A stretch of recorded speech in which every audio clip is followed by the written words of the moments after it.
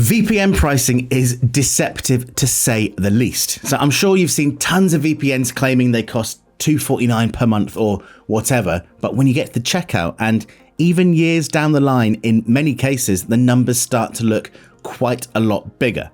I'm Mo, and today on the Privacy Lab, I'm going to explain all the sneaky tricks VPNs use to appear better value than they really are.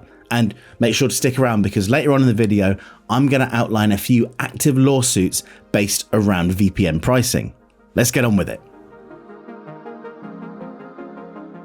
The most obvious trick almost every single VPN pulls is advertising their products with a monthly rate, but charging you upfront for the full duration of the plan.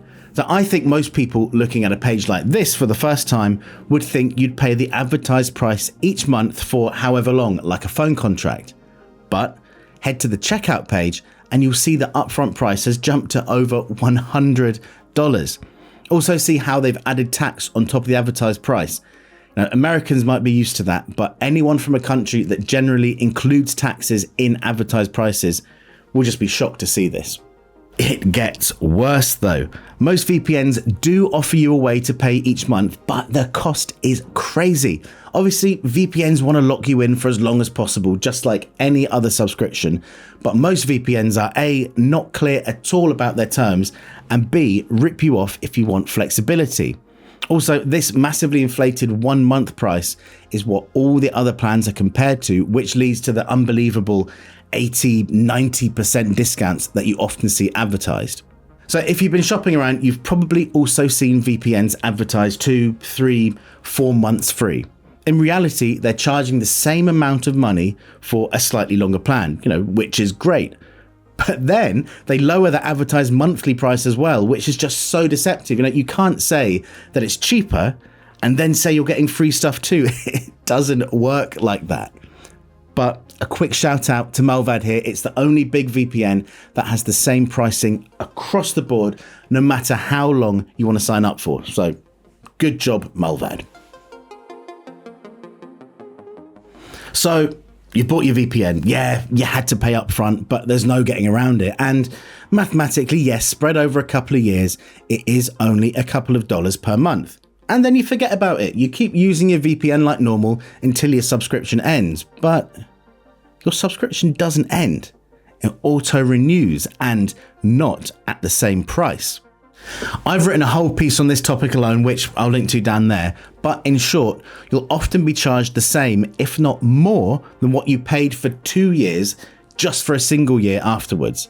In some cases, the VPN even doubles or triples in price if you let your subscription auto-renew.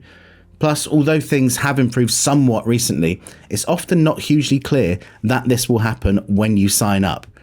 And, this is something I tell people every chance I get. Don't let it happen. Always turn off auto-renewal.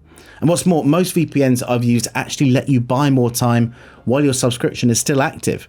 So, for example, you've signed up to NordVPN, you've got a year left in your plan, but you see a really good Black Friday deal. If you know you want to stick with NordVPN, you should just buy that deal. You can use the same account, and when you buy it, that time will just get added on. That could literally save you hundreds of dollars. So some people ask about lifetime plans. Well, first of all, none of the really good VPNs offer them. Fastest VPN is probably the best that does, and it's still not that good. But the fact of the matter is that unlike something like Photoshop, VPNs need a constant flow of cash to run. There are servers and data center costs, plus investment to stay on top of security threats. I know the days of buying a copy of Photoshop are gone, and side note, Adobe, you're ripping people off too.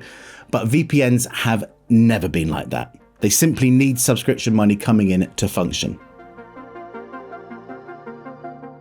So, those lawsuits I mentioned. Well, over the past couple of years, NordVPN, ExpressVPN, and more have been hit with major consumer class action lawsuits in the US over their billing practices. So in 2025, ExpressVPN was sued in California for allegedly enrolling customers in automatically renewing monthly plans without consent, which is a direct violation of California's automatic renewal law. What a good law! The complaint states that ExpressVPN failed to provide the required clear and conspicuous disclosures or obtain affirmative consent prior to charging customers the auto renewal fees. It's not great, lads. Meanwhile, NordVPN has faced a wave of lawsuits across several states in the US, including one in April 2026 filing in Virginia. So the lawsuit accuses the company of using deceptive negative option billing and dark patterns to trap customers into unwanted, pricey, and automatically renewing subscriptions by making it intentionally and exceedingly difficult for users to cancel. Clearly, VPN companies are ruthless businesses and more than willing to push accepted boundaries to sell their software. So, what can you do? Well, despite all the tricky language and fake deals, generally a lower monthly price and a longer subscription does equal better value. You've just got to be ready to pay for it up front. Find a VPN you like and look around the web for the best deals. I've linked to my page on the best VPN deals in the description. Also, don't forget about money-back guarantees. Most VPNs have them and they're basically like a free trial for 30 days. The biggest thing though, and I'm saying it again, don't let your VPN auto-renew.